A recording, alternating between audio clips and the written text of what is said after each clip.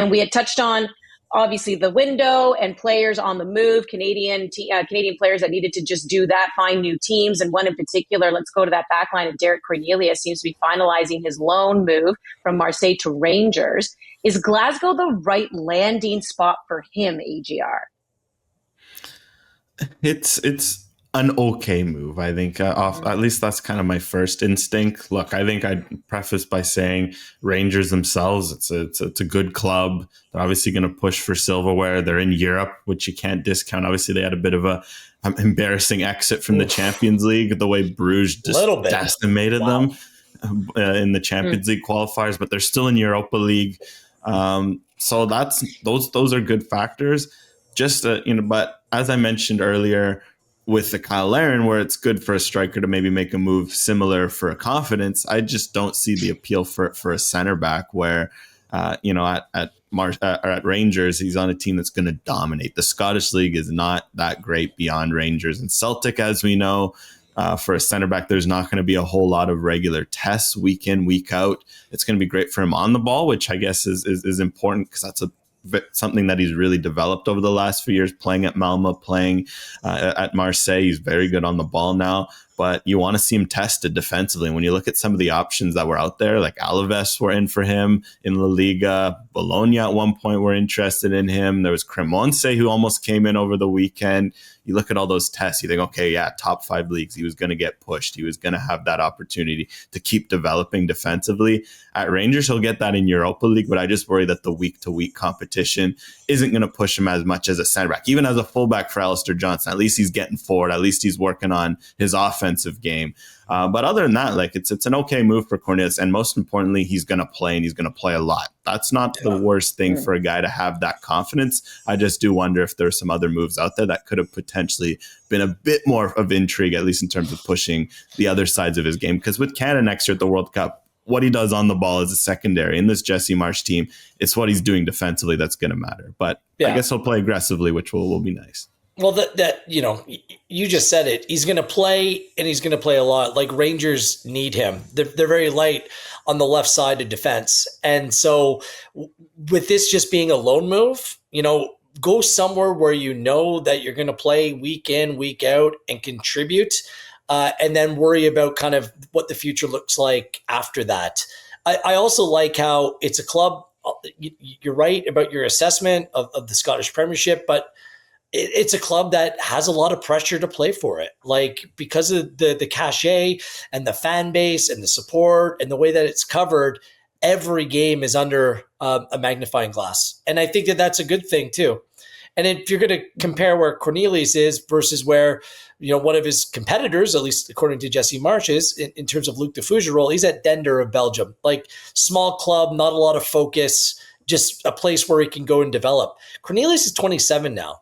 So he's also looking for a place where he can maybe make a little bit more. Like, this is more like he's hoping for a little bit of stability here over the next year, and with a potential obligation to buy, then maybe this is a place he can call home for the next couple of years. Like, it's not easy being a footballing nomad, bouncing back and forth, and it's really too bad that he fell out of favor with Roberto De Zerbi at Marseille. Like, the end of the season, wasn't playing a lot of football. I think he just played 1 minute this season as they bolstered their back line. They were playing like Kondogbia, a midfielder at center back. So Cornelius wasn't part of his plans, which then puts pressure on where's he going to go next. And I don't think he has a resume where he could necessarily choose his own adventure. So I think that this is a big club that's come in for him, a big club in not a great league, but I still think a place where and this is the biggest if Russell Martin can get his act together and start managing that team appropriately. He's been a nightmare from the get-go, the new manager at Rangers. If there can be any kind of stability there,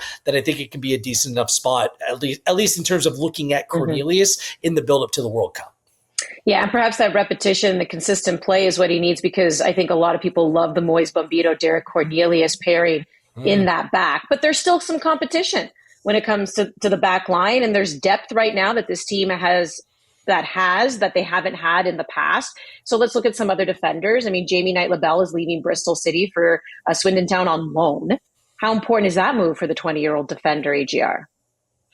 Yeah, I mean, it's good just to get regular football. It's too bad he wasn't able to stick at Bristol this year because there looked like there was a chance he would. Obviously, he had a decent loan last year to Crew Alexandra in League Two, and so there was hope that Bristol would give him a bit more of a chance. Unfortunately, they're just quite loaded at center back. He didn't even make any of the match day squads.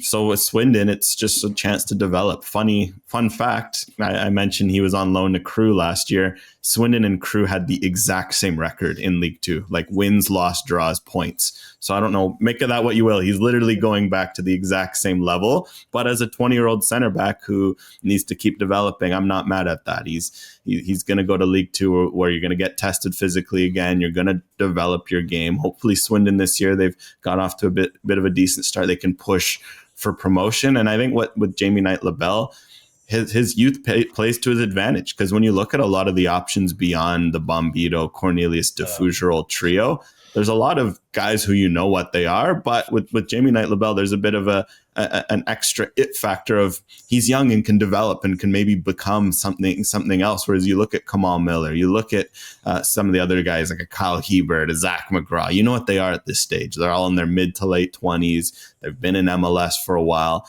With Jamie Knight-LaBelle, if he can have at the age of 20 for a center back, he can go like this in the next 12 months if he gets in the right environment, if he develops. And I think that's going to be a big factor for him. But at that age, you need minutes, you need development, and I think he's going to get that at Swindon. I did wonder if he could maybe push for a League One loan, but at the same time, given his age, I'm not mad that he's at least getting a spot where he's playing in the pyramid.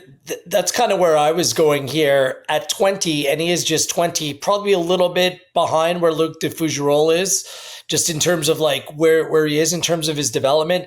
League Two doesn't give me confidence he's going to be able to be ready to play in a World Cup. Like, it doesn't. I think that the future prospect of him being a really good player for this country, I think that's a real one, but I think it's a little bit of a leap, a little bit of a stretch to think that over the next 10 months that the 20-year-old playing in League Two is going to be playing at a level that's going to suit him to take that next jump. That's why I'm curious about the squad selection for Canada. Like, center back is potentially a problematic position. Like, where are the other solutions?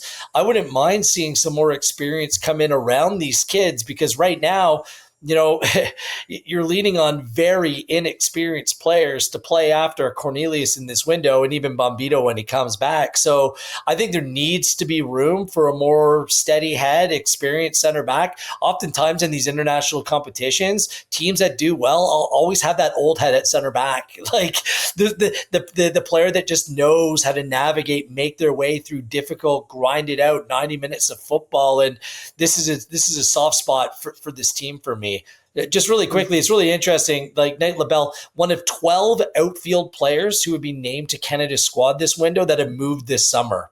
I want to see what that means for the team on the field, because oftentimes when there's off-field change, it means that there might be a little bit of a lack of continuity in their game as well. So this could make it a really, really challenging window for Jesse Marsch, figuring out how much to play these players and who and where and how they're going to adapt coming back in the national team setup with so much change off the field as well. And Knight-LaBelle is just one of the many players who are going through that very same thing right now. Joel Waterman, too, at center back, another one to watch. Right. Another player that made a move. So, yeah. Jesse Marsch aware of that, but he did say, like, a lot of these players, there's a good chance, they're coming off the bench. And he said, you can just look at the numbers. I'm not hiding anything. He's like, our first half is strong. Our second half is not at goal differential. So he's really challenging the bench. He's challenging himself, even when it comes to his messaging and tactics at halftime, but also challenging the bench to be better when they come off. Understanding there's still a lot going on, right, in their lives, but this is exactly what he wants to see in this window for sure, are better second halves by the Canadian men's national team. And I think it's also just growing that depth. We know that the back line is completely decimated heading into this window, but it's also an opportunity for players to stand out to the head coach.